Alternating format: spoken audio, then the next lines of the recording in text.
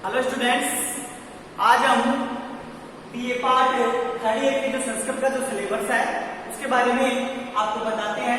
प्रथम प्रश्न पत्र में कौन कौन सी किताबें चलती है और द्वितीय प्रश्न पत्र में कौन कौन सी किताबें कितने कितने नंबर की चलती है। ठीक है, तो आज हम बात करते हैं प्रथम प्रश्न पत्र संस्कृत का जो है 100 नंबर का होगा तुम्हारे, उसमें कौन कौन सी किताबें कितने कितने नंबर की होगी इसके बारे में आपको बता रहे हैं।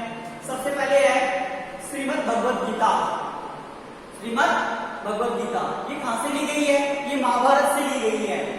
कहां से ली गई है? महाभारत के 20 पर्वों से ली गई है। 18 पर्व है, उनमें 20 पर्व से ली गई है ये। श्रीमद् भगवद गीता में क्या है? जब भगवान श्री कृष्ण, जो केशव के नाम से जाना जाता है, भगवान श्री कृष्ण के द्वारा जब अर्जुन को ये कहा गया कि हे अर्जुन, तुम कौरवों से युद्ध करो और अपनी विजय का पताका फहराओ, तो अर्जुन है वो मना कर देता है कि हे केशव, मैं अपनों पर बाण कैसे चलाऊं। तो जब अनभिज्ञ की स्थिति बनी हुई थी, बुद्धि स्थिर नहीं हो रही थी, कार्य करूं या नहीं करूं इसके बारे में अर्जुन के द्वारा विचार नहीं किया जा रहा था, उसी समय उस कुरुक्षेत्र में भगवान श्री कृष्ण के द्वारा जो उपदेश दिया गया अर्जुन को, वही उपदेश श्रीमद् भगवद गीता के, जो गीता का जो उपदेश दिया गया वही श्रीमद् भगवद गीता के नाम से जाना जाता है। ठीक है, तो इस श्रीमद् भगवद गीता में हमारे 18 अध्याय हैं। तो टोटल कितने अध्याय हैं? 18 अध्याय। 700 श्लोकों के द्वारा निर्मित 18 अध्याय है। हमारे फाइनल ईयर्स में दूसरा, तीसरा, चौथा अध्याय चलता है।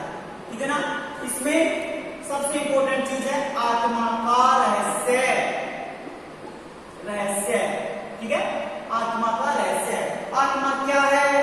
अजर अमर, इसके बारे में न भगवान श्री कृष्ण के द्वारा बताया जाता है कि हे अर्जुन, न तो आत्मा को कोई गलाया जा सकता है, न सुखाया जा सकता है, न इसे कोई छीन सकता है, न ये मरती है, न जन्म लेती है। सिर्फ शरीर नाशवान है, जिसकी मृत्यु है उसका पुनर्जन्म निश्चित होता है, और जिसका जन्म होता है उसकी मृत्यु भी निश्चित होती है। इस प्रकार से उसको बताया गया, उपदेश दिया गया, आत्मा के रहस्य के बारे में बताया गया। और दूसरे नंबर पर है कि स्थित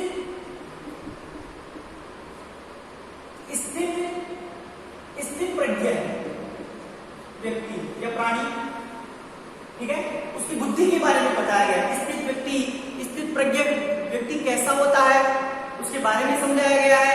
वह बुद्धि का चिंतन, अच्छे बुरे का जानना, सुख दुख में समान रहने वाला, सभी को समान समझने वाला, ठीक है, उसके बारे में स्थित प्रज्ञ प्राणी की विशेषता इसमें बताई गई है। ठीक है, तो हम इसको पढ़ेंगे जब आपको बताएंगे। दूसरे नंबर पर तुम्हारे आता है तर्क संग्रह। ये भगवद गीता 30 नंबर की होगी तुम्हारे। उसके बाद में दूसरे नंबर पर आता है तर्क संग्रह। ये महाकवि आनंद भट्ट के द्वारा रचित तर्क संग्रह 30 नंबर की है। इसमें तुम्हारे क्या क्या चलेगा? देखो, सप्त पदार्थों के बारे में बताया गया है। पदार्थ कितने होते हैं? सप्त पदार्थ। कौन कौन से होते हैं वो? द्रव्य, गुण, कर्म, सामान्य, विशेष, समवाय, अभाव, इनके बारे में बताया गया। फिर इनको एक एक खोल करके भी बताया गया है। द्रव्य 9 होते हैं, गुण 24 होते हैं, इनके बारे में आपको समझाया गया है। अनुमिति क्या है? शब्द आकाश है, ये पृथ्वी, गंगवती पृथ्वी, ठीक है, इनके बारे में आपको समझाएंगे और बताएंगे आपको। ठीक है, ये भी तुम्हारे 30 नंबर की चलेगी। फिर उसके बाद में तीसरे नंबर पर आता है प्रथम प्रश्न पत्र में व्याकरण संबंधी बुक्स है, जिसका नाम है लघु सिद्धांत कौमुदी। ठीक है, इस लघु सिद्धांत कौमुदी ये है ना, ये फर्स्ट ईयर में चलती है। फर्स्ट ईयर में तुम्हारे क्या चलता है? संज्ञा प्रकरण चलता है और संधि प्रकरण चलता है। सेकंड ईयर में लघु सिद्धांत कौमुदी चलती है, लेकिन उसमें अजंत प्रकरण और हलंत प्रकरण चलता है। और फाइनल ईयर्स में लघु सिद्धांत कौमुदी चलती है, लेकिन उसमें प्रकरण चेंज हो जाएगा, उसमें तिगंत प्रकरण चलता है। ठीक है ना, तो हम तिगंत प्रकरण की बात करते हैं। तिगंत प्रकरण क्या है? तो सुबंध और तिगंत दो होते हैं। सुक्तिगंतम पदम, ये सूत्र भी है। तिगंत ये हम जो धातु बनाते हैं ना, प्रथम पसी पठक पठाक, पठामनी पटावे पटावनी, ठीक है ना। तो उनमें जो प्रत्यय लगते हैं वो तिगंत प्रकरण के लगते हैं, ठीक है। तो वो कौन कौन से होते हैं मैं आपको बताता हूं।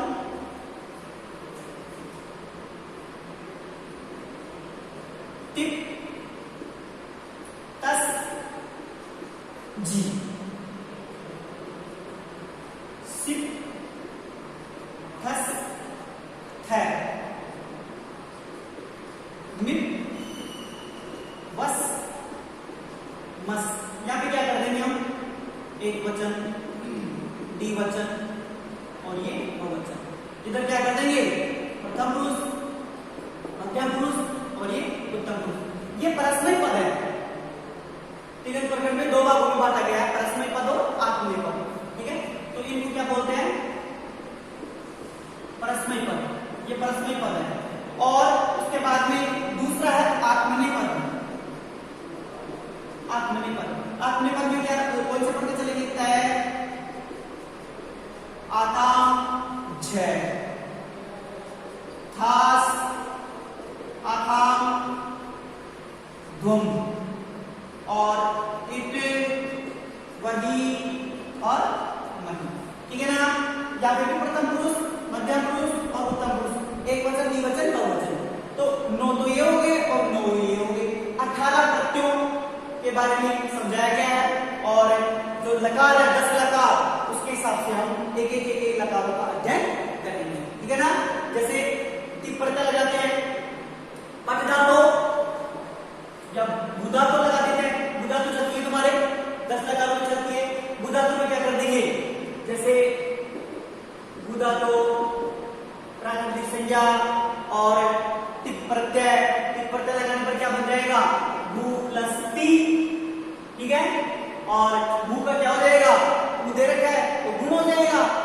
सार्वधातु कार्धातु कैसे क्या हो जाएगा, गुण हो जाएगा। तो भू और ओ हो जाएगा, गुण ओ होता है। तो भो प्लस टी करते सबसे सब प्रत्यय और अनुबंध लोग करते हैं ना उसका, तो ए बचता है उसमें। ये सब प्रक्रिया मैं आपको बढ़िया तरीके से समझा दूंगा। और ओ के स्थान पर एच सूत्र से क्या होता है, आउ होता है और हम बना देते हैं हम इसको बहु। तो इस प्रकार से ये एक प्रत्यय है ना वो इसमें लगते हैं, ठीक है ना। तो ये 40 नंबर की बुक हमारी। तो 30 नंबर की श्रीमद् भगवद गीता हो गई, तर्क संग्रह हो गया 30 नंबर की बुक्स है, और डाटा संबंधी जो लघु सिद्धांत होती है ये 40 नंबर की हो गई। इस प्रकार से तुम्हारे प्रथम प्रश्न पत्र है वो 100 नंबर का होगा, ठीक है। आगे समझ में। अब हम बात करते हैं द्वितीय प्रश्न पत्र। ये तुम्हारे 100 नंबर का होगा, ठीक है ना। ये भी 100 नंबर का होगा। अब इसमें कौन कौन सी किताबें चलती है, सबसे पहले हम बात करते हैं रघुवंशम। रघुवंश एक महाकाव्य है जो कालिदास के द्वारा रचित है। कालिदास के जो 7 ग्रंथ रचे गए हैं उनमें रघुवंश महाकाव्य भी बताया गया है। अब वो 7 महाकाव्यों के बारे में थोड़ा सा मैं आपको बता देता हूँ, वर्णन कर देता हूँ, जिससे आपके स्मरण रहेगा। देखो 2 तो इसके महाकाव्य हैं, 2 महाकाव्य, वो कौन कौन से हैं, एक तो रघुवंश है, एक तो रघुवंशम है और एक है कुमार संभव, ठीक है। एक तो रघुवंश है और एक कुमार संभव है। ये 2 तो महाकाव्य हो गए। और 2 है इसके खंड काव्य, 2 खंड काव्य जिनको गीति काव्य भी बोलते हैं, ठीक है ना। इनको गीति काव्य भी बोलते हैं। वो कौन कौन से हैं, एक तो मेघदूत है, मेघदूत, ठीक है। और एक है ऋतु संहार, इसमें ऋतुओं का वर्णन है, 6 ऋतुओं का वर्णन है, ठीक है। तो 2 ये हो गए। तो 2 और 2 कितने हो गए, 4। और 3 है इसके नाटक, नाटक 3 नाटक है इसके। कौन कौन से हैं, एक तो सबसे पहले आता है अभिज्ञान शाकुंतलम, अभिज्ञान शाकुंतलम, ठीक है। दूसरा है माला विकाग्नि मित्रम। ये अभिज्ञान शाकुंतलम से कितने में चलता है तुम्हारे, मालविकाग्नि मिश्रण। और तीसरे नंबर पर है विक्रमोर्वशीय, उर्वशी का वर्णन है इसमें। तो ये सातों गए ना, अब ये सातों में तुम्हारे फाइनल ईयर्स में रघुवंश के जो चलती है ये कालिदास के द्वारा में ये तुम्हारे चलती है। अभी इसमें कौन सा सर्ग चलता है तुम्हारे? छठा सर्ग चलता है। प्रथम सर्ग क्वेश्चन में चलता था और ये छठा सर्ग चलता है, ये फाइनल में चलता है। 19 सर्ग है इसमें टोटल। कितने सर्ग है इसमें? 19 सर्ग। 31 सूर्यवंशी राजाओं का इसमें वर्णन किया गया है। अब छठे सर्ग में क्या बताया गया है? इंदुमती स्वयंवर वर, राजा अज और इंदुमती जो नायिका है इसकी, इसके बारे में इसका वर्णन, स्वयंवर वर्णन का वर्णन किया गया है। स्वयंवर इसको समझो आप। पहले राजा महाराजाओं के समय में रानियां, ये राजकुमारी अपने स्वयं एक सम्मेलन आयोजित किया जाता था और उसमें अपनी इच्छा के अनुसार वर को चुनने का अधिकार था इनको। तो स्वयं के द्वारा वर को चुनना स्वयंवर वर कहलाता था और उसमें राजा अज नायक के रूप में उभर करके आए। ठीक है ना? तो ये छठा सर्ग है, इसमें हम इसको पढ़ेंगे। ये 20 नंबर का तुम्हारे होगा। ठीक है? अब हम बात करते हैं दूसरे नंबर पर, तुम्हारी महाभारत चलेगी। महाभारत जो किसके द्वारा रचित है? वेदव्यास के द्वारा रचित। ऐसा बताते हैं कि वेदव्यास के हाथ नहीं थे तो गणेश जी के द्वारा ये लिखित थी। व्यास रचितम गणेश लिखितम, ऐसा बताते हैं। इसमें फाइनल ईयर्स में तुम्हारी विदुर नीति चलेगी। देखो विदुर है ना, वो धृतराष्ट्र और पांडु इन दोनों का सगा भाई तो नहीं था, लेकिन उसके समान ही इसको मानते थे। बहुत अच्छा विद्वान था ये, धर्म की नीति के अनुसार चलने वाला। जब दुर्योधन, जब धृतराष्ट्र के पुत्र दुर्योधन का जन्म हुआ, उसी समय विदुर ने ये कह दिया था कि हे धृतराष्ट्र, आपका ये बेटा आगे जाकर के कुल का नाशक होगा। इसलिए पुत्र मोह में उसका त्याग नहीं किया और वास्तव में आगे जाकर के दुर्योधन के द्वारा पूरे कुल का नाश हुआ। तो इस विदुर की भूमिका इसमें महाभारत में उपयोगी बन जाती है। लक्षाधिक श्लोक, अर्थात 1 लाख से ज्यादा इसमें श्लोक बताए गए। इस वजह से इसको सप्तशास्त्र संहिता के नाम से भी जाना जाता है। इसमें एक उक्ति बहुत प्रसिद्ध है, यत् न भारते तन् न भारते, जो भारत में नहीं है वो महाभारत में भी नहीं है, ऐसा उल्लेख बताया गया है वेदव्यास के द्वारा। उसके बाद में हम बात करते हैं तीसरे नंबर पर रामायणम। रामायण वाल्मीकि के द्वारा रचित और इसका पूर्व में जो नाम था रत्नाकर। ये एक डाकू था। सप्त ऋषियों के ज्ञान के द्वारा ये एक महाकवि के रूप में उभर करके आए और इतना बड़ा ग्रंथ जो रामायण इसके द्वारा रचा गया। हमारे 20 नंबर की होगी फाइनल इसमें। और रामायण में कितने कांड है? सप्त कांडों में विभाजित रामायण। बाल कांड, अयोध्या कांड, अरण्य कांड, स्त्रीता कांड और सुंदर कांड, युद्ध कांड जिसको लंका कांड भी कहते हैं, और अंतिम है तुम्हारे उत्तर कांड। ठीक है ना? इन 7 कांडों में बटा हुआ फाइनल ईयर्स में तुम्हारे बाल कांड चलता है, जिसका राम का जन्म और धनुष का तोड़ना, शिव का धनुष आदि से इसका वर्णन किया गया। ठीक है ना? फिर चौथे नंबर पर हम बात करते हैं इंद्र विजय। नाम के अनुसार ऐसा प्रतीत होता है कि देवेंद्र जो देवों का राजा बताते हैं इसको, देवताओं का, उसके बारे में वर्णन किया गया, लेकिन ऐसा नहीं है। भारत के नामकरण के बारे में इसका उल्लेख किया गया है। भारत का नामकरण कैसे पड़ा उसके बारे में समझाया गया है। भरत भरण पोषण करने वाला देश भारत, भरतों के नाम से, भरत के नाम से इस भारत देश का नाम जाना जाता है। तो हम इसके बारे में पढ़ेंगे। अंत में तुम्हारे निबंध रचना, अंत में तुम्हारे क्या है?